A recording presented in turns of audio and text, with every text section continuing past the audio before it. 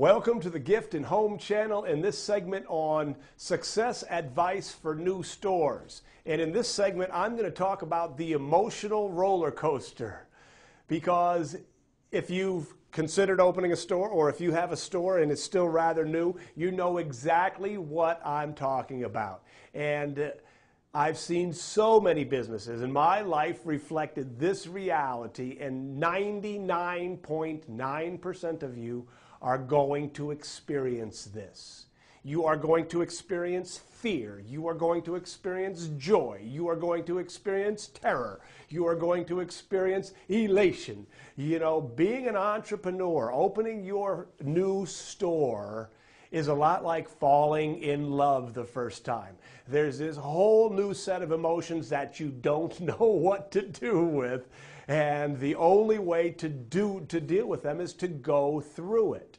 And so the reason for this segment is two things. One, I want to let you know that you're not alone in this.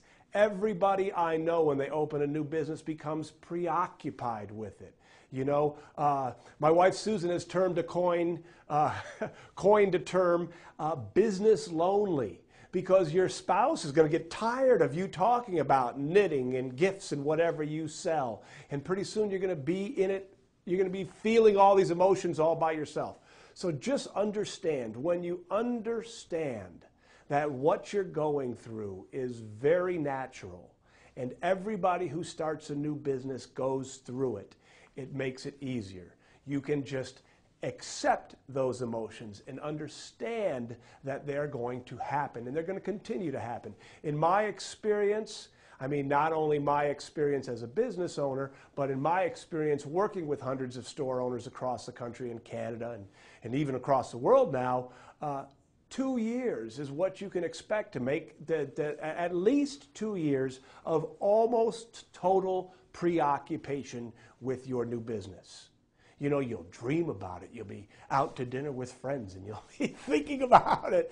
Just understand that it's real, that it happens, and that you're not alone, that it's just part of the process.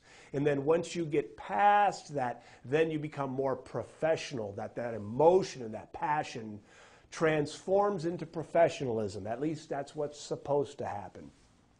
Which leads to the next part of this piece, and the next piece of advice is, take that emotion and make sure that you do something constructive with it. If all you do is feel emotion, you're going to have a hard time transforming that emotion into positive action.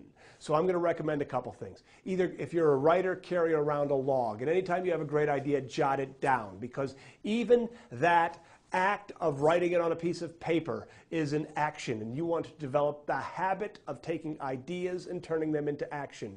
If you don't want to write it down, buy yourself a pocket recorder, because I don't know about you, but I have written several classic songs in my head or driving down the road singing to myself that will never be recorded, because I will never sing them again, because I will never remember them again.